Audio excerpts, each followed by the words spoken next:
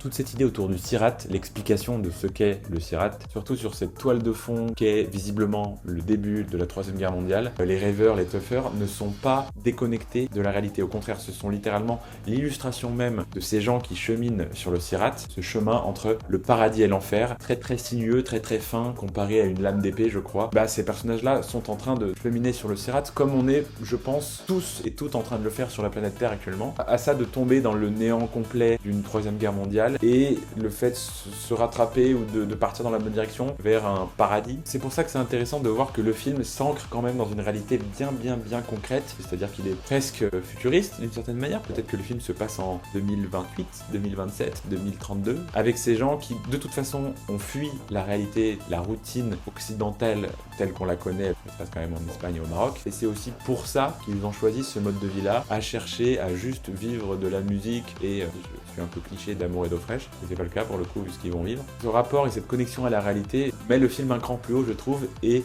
fait qu'il a mérité son Grand Prix aussi à Cannes. Maintenant, faites-vous votre propre avis, ça fait quand même du bien de voir des films qui changent à ce point-là et qui osent à ce point-là. C'était Quentin de Ciao, ciao.